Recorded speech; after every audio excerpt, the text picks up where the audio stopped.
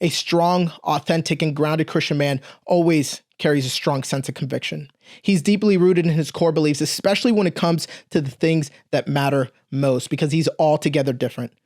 And I'm sure you know those guys, you maybe have one or two in your life who lack any sense of conviction. Those are the guys who are quickly influenced by conflicting viewpoints, and they tend to settle for the status quo. They rarely stand up and stand firm when things get tough. And the truth is, a man who lacks conviction is also lacking in courage. He is weak and easily swayed by the world around him, and his resolve crumbles at the slightest hint of pressure.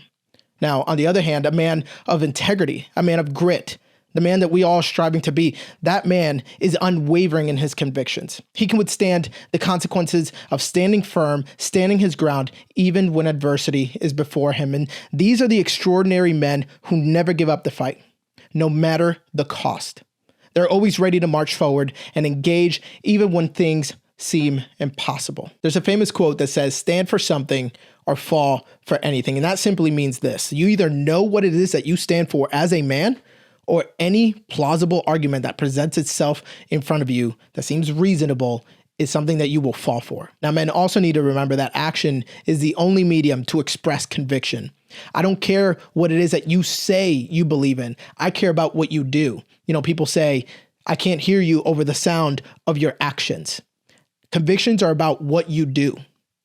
And the ancient cultures actually understood this much more than we do today. There were Spartan warriors, there were ancient samurai warriors, and even the cowboys who knew that they had to stand on a certain set of principles, and we used to call them codes of ethics, whether they were written or unwritten. And those were the things that you would stand your ground on no matter what. And it really wasn't until recent where there was this search for individualism that gave way to the weak-minded and uninitiated men that we see today. If we look across the political, religious, or sociological horizon, we'll see so many things that really come against us and cause friction. And we really need to know and understand what it is that we stand for. We need to know our convictions and stand firm against whatever pressures come against us, especially when other people disagree with us. It was Winston Churchill who said, if you have enemies, good. That means that you've stood up for something sometime in your life, because people pleasing is the thing that will stunt a man's growth more than anything else,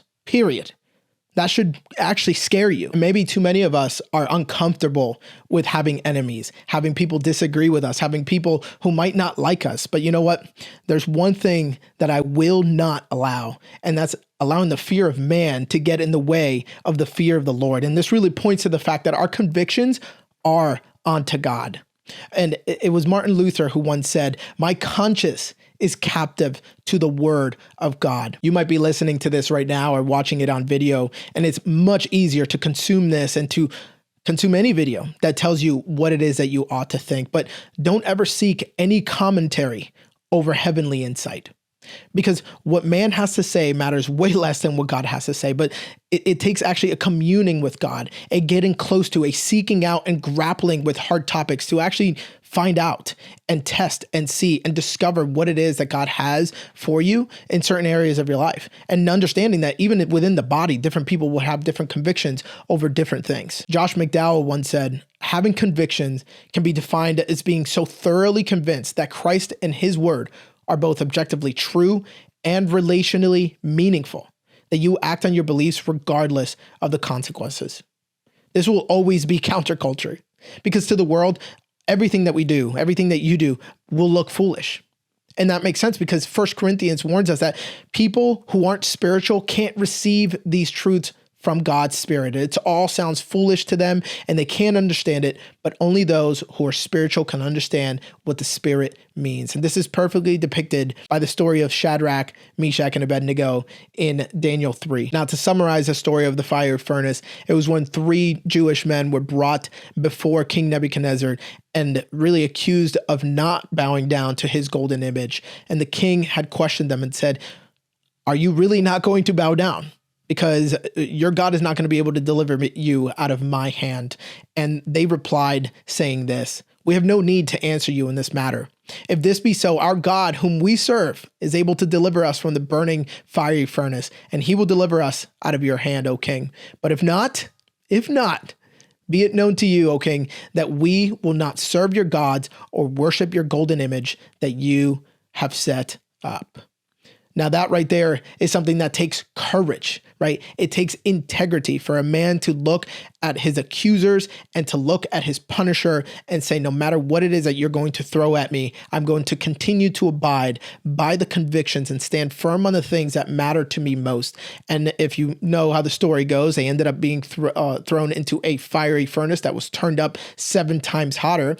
And by the time that they were thrown in there, actually, it had killed some of the people who were putting them into the fiery furnace. Now, the story goes on to say that King Nebuchadnezzar looked down and saw that there were actually 4 men instead of 3 inside of the fiery furnace. And of course, that was God's protection there with them. And after they came out, it says that the hair on their heads were not singed, their cloaks were not harmed, and no smell of fire came upon them. Then King Nebuchadnezzar said, "Blessed be the God of Shadrach, Meshach, and Abednego." So the story started with the king demanding that they bow down to him and ends with really the king bowing down to the true God. Now, a question to ask and something that you have to think of for yourself and answer for yourself is, when things get hot, when you are being threatened with the fiery furnace, what do you do?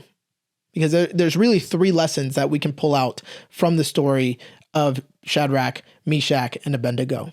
Number 1, they were true to God in the entire thing. Their convictions were grounded on something much higher than just what they felt like that day. And we need to remember that, because a lot of the times we're living in such a sensual culture where it is about our feelings, it's about our comfort, it's about the things that make us feel good at the moment, rather than a delaying of that gratification or going through hardship. But they were true to God in that entire endeavor. Number 2, they entrusted themselves into God's hand. They said, hey, if we're not going to go ahead and answer you because God's going to go ahead and deliver us, but in case he doesn't, we're still not going to bow down. And then number 3, we need to remember that God was with them in the trial. And that's why King Nebuchadnezzar looked down and saw that there were actually 4 men rather than 3 who were walking around unbound, because God went into the situation. He moved in such a way where he was there protecting them in the way that he needed to. Now, this is important for us to remember, because a lot of the times we think that we're going at it alone, but when we are standing firm on the things that God has given us as men to stand firm on, we know that we are not marching into battle alone. We actually have an entire angelic army coming with us. Now, it's important to note that you need to know your convictions beforehand, because the time of trial is not the time to figure out what it is that you stand for. You understand that before the trial, so you know that it is worth whatever thing you are being called to sacrifice, whether it's your career, your resources, your finances, your safety. Now, it's actually worth noting that standing in your convictions is actually a petri dish for growing character. Winston Churchill once said that you can measure a man's character by the choices that he makes under pressure. In other words, a man's character, your character, is put to the test when your convictions come under the scorching fire. One extremely helpful question to ask right now is, who are you under pressure? Better yet, let me ask you this. How much do you complain when adversity sneaks up on your front porch? How quickly do you fold when scrutiny bangs on your front door? And how easily is it that you crumble under consequences when it threatens to burn your house down? You see, St. Augustine would agree that such men just lack splendor. He goes on to say, there is another sort of man who, under the same pressure, they do not complain, because he knows that it is friction that polishes him. It's pressure that refines men. It's pressure that refines you and refines me. It's a man of conviction that will stand firm, stand his ground, come hell or high water. That is a strong and authentic man. His credibility causes other people to respect him and rely on him. That's a truly remarkable man. A man who stands firm on his convictions. Gentlemen, until next time, continue to march.